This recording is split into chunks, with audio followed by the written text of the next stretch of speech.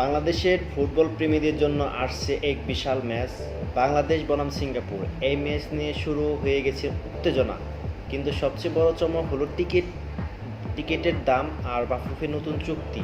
আজকে আমরা জানবো কোথায় পাওয়া যাবে টিকিট, কত দামে, কেন এত কিছু হচ্ছে হঠাৎ করে, আর এর পিছনে কৌশলটাই বা কী।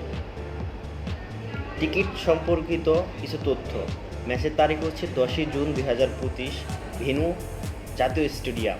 মোট টিকিট 18,300টি সাধারণ দর্শকদের জন্য, আর ভিআইপি হচ্ছে 3,000 টিকিট।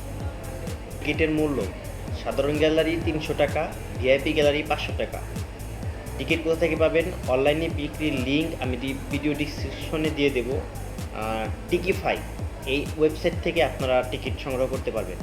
অফার: রবিবার সুপার রবিবারের মোবাইল থেকে ফ্রি ভিআইপি টিকিট জেতার সুযোগ। বলে দিন, টিকিটটি অনলাইন ছাড়া অন্য কোথাও জায়গা থেকে না কেনা ভালো।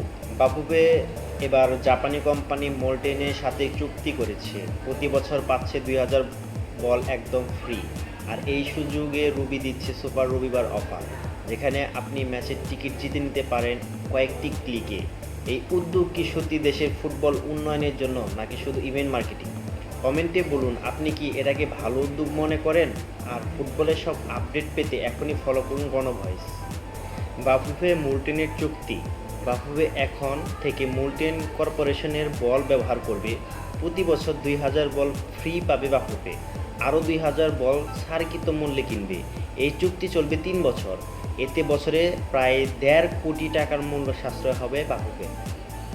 ভালো দিক: স্বল্প খরচে বেশি দর্শক টানার চেষ্টা, ফুটবল উন্নয়নে বড় সাশ্রয়, আর ব্যান্ড ভ্যালু তৈরি করা।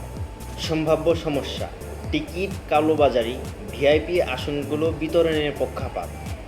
বাস্তবায়নে ত্রুটি হলে ইমেজ ক্ষতিগ্রস্ত হতে পারে বাফুফে। আপনার মতে এই পুরো আয়োজন কি সত্যি দেশের ফুটবলের জন্য ভালো কিছু আনবে, নাকি এটা শুধু স্পন্সরদের ইভেন্ট মার্কেটিং প্ল্যান? কমেন্টে জানাবেন আপনার মতামত। আর খেলার সব খবর, বিশ্লেষণ আর সত্য জানার জন্য সাবস্ক্রাইব করুন আমার এই চ্যানেলটি গণভয়েস। ধন্যবাদ সবাইকে।